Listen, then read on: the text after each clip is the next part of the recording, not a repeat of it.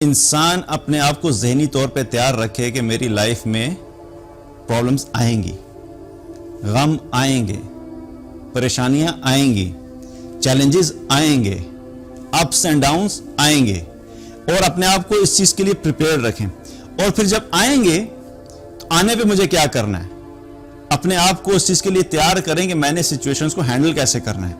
ہم نے صبر کرنا ہے اور صبر کے ساتھ ساتھ ان پرابلمز کو ایڈریس کرنا ہے، اور اس پہ میں نے رونا دھونا نہیں ہے، چیخنا چلانا نہیں ہے، لوگوں کو بلیم نہیں کرنا، میں نے ڈپریشن میں نہیں جانا.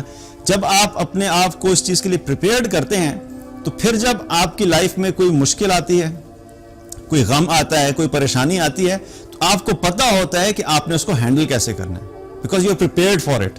آپ نے اپنے آپ کو ذہنی طور پہ بھی تیار کیا ہوتا ہے اور آپ کو ان سٹیپس کا پتہ ہوتا ہے کہ مجھے اس سچویشن کو کیسے ہینڈل کرنا ہے. اور سب سے بڑی بات یہ ہے کہ آپ نے صبر کے اوپر فوکس کیا ہوتا ہے اور اپنے آپ کو آپ نے صبر کی جو پریکٹس ہوتی ہے وہ کر کر کے آپ پھر بڑی بڑی سچویشنز کو بھی کیا کرتے ہیں، آپ ایزیلی ہینڈل کر لیتے ہیں. اب یہ جو غم آتے ہیں، پریشانیاں آتی ہیں، تو یہ جو کلیئر ہے کہ آئیں گی، اپنے آپ کو ذہنی طور پہ تیار رکھیں کہ یہ آئیں گی تو صحیح. اصل چیز کیا ہے کہ ان غموں اور پریشانیوں کی سچویشن میں ہمارا رویہ کیا ہونا چاہیے، ہمارا جو ہے وہ طرز عمل کیا ہونا چاہیے. یہ چیز بہت امپورٹنٹ ہے.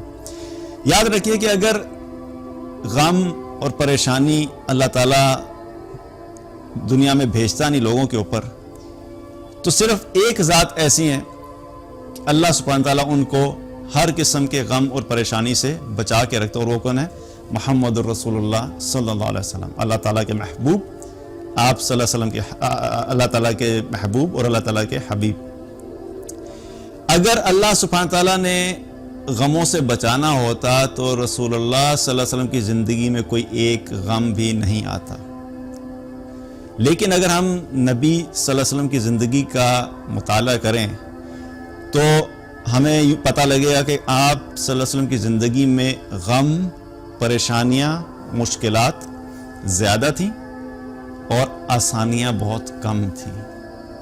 اس سے کیا پتہ لگتا ہے کہ غم آنا، پریشانیاں آنا یہ کوئی اللہ کی ناراضگی کی نشانی نہیں ہوتی. اللہ سبحانہ تعالیٰ کبھی کبھی اپنے مقرب لوگوں کو، اپنے نیک لوگوں کو آزمائش میں بھی ڈالتا ہے ان کے درجات بلند کرنے کے لیے. دوسری چیز کیا ہے کہ جس پہ غم کی کیفیت آئی ہے اس کے لیے کیا چیز امپورٹنٹ ہے. اس غم کی سچویشن کو لے کے اب اپنی ساری زندگی آپ بیٹھے نہیں رہے. یہ بہت امپورٹنٹ ہے کیونکہ رسول اللہ صلی اللہ علیہ وسلم کی بھی اگر آپ دیکھیں تو جتنے بھی یہ واقعات آئے، ان واقعات کے بارے میں ہمیں کوئی یہ ڈیٹیلز نہیں ملتی کہ آپ نے ہر وقت ہر صحابی کے سامنے بیٹھ کے بس انہی چیزوں کا تذکرہ کرتے رہے. تو کیا ہے کہ ہماری زندگی میں کیا ہوتا ہے کہ اگر کوئی مشکل آتی ہے نا، کبھی کسی نے کوئی تکلیف دے دی، کبھی کسی نے کوئی بات کر دی، تو ایک ایک چیز کو ہم لے کے ساری زندگی بیٹھے رہتے ہیں. فلاں شخص نے مجھے 13 جنوری 1977 شام کو 6:37 پہ یہ بات بولی تھی، مجھے آج تک نہیں بھولتی. obviously نہیں بھولے گی کیونکہ آپ نے 1977 سے ایک بات کو پکڑا ہوا ہے اور آپ نے اتنے لوگوں کے سامنے اپنے اس غم کا تذکرہ کیا ہے کہ 2020 میں بھی آپ کو بات یاد ہے. تو ہم اپنے کیا کرتے ہیں کہ کچھ جو غم ہوتے ہیں ان کو لے کے بیٹھ جاتے ہیں اور پکڑ کے بیٹھ جاتے ہیں اور لوگوں سے ہمدردیاں لیتے رہتے ہیں. تو کیا کرنا ہے کہ غم ہر ایک کی لائف میں آتے ہیں، پریشانیاں ہر ایک کی لائف میں آتی ہیں، اس کا جو ٹائم فریم ہے اس کو منیمائز کرنے کی ضرورت ہے. جتنا جلدی ہم اس غم کو بھولیں گے اتنی ہمارے لیے کیا ہوگی، آسانی ہوگی. اور جتنا زیادہ ہم اس غم کے بارے میں تذکرہ کرتے رہیں گے وہ اس غم ہماری زندگی میں ساری زندگی ہمارے ساتھ رہے گا. تو یہ اکثر لوگ جو کہتے ہیں نا کہ اتنا عرصہ پہلے یہ ہوا، اس کی وجہ یہ ہوتی ہے کہ وہ اس کو تذکرہ کرنا نہیں چھوڑتے، اور جب وہ چھوڑیں گے نہیں تو ساری زندگی آپ اپنا غم لے کے چلیں گے. اور اس ساری سچویشن میں نقصان کس کا ہو رہا ہے؟ آپ کا اپنا نقصان ہے.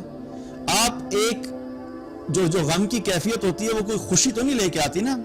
جب بھی آپ کے ساتھ کوئی زیادتی ہوئی ہے، آپ کو اس چیز کا خیال آئے گا تو کیا ہوگا، آپ غمگین ہوں گے. اور آپ بار بار اگر اس کو سوچیں گے تو کیا آپ کیا کر رہے ہیں، اپنے آپ کو خود ہی آپ ٹارچر دے رہے ہیں. تو جب آپ نے اپنے لیے خود ہی ٹارچر دینے کا فیصلہ کر لیا ہے تو آپ کی مدد اب اور کوئی بھی نہیں کر سکتا، کیونکہ آپ نے خود اپنی مدد کرنے کا فیصلہ نہیں کیا۔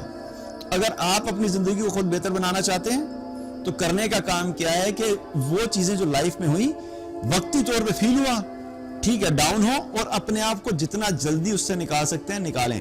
اسی وجہ سے جو کسی انسان کی زندگی میں جو سب سے بڑا حادثہ ہو سکتا ہے وہ یہ ہو سکتا ہے کہ اس کا کوئی قریبی جاننے والا دنیا سے چلا جائے، ورنہ یہ جاب کا آنا چلے جانا، بزنس کا پروفیٹیبل ہونا یا لاس میں چلے جانا، اسی طریقے سے کوئی تھوڑی بیماری آنا اور ٹھیک ہو جانا، یہ چھوٹے چھوٹے مسائل ہیں، لیکن بڑی جو تکلیف ہوتی ہے وہ کیا ہوتی ہے؟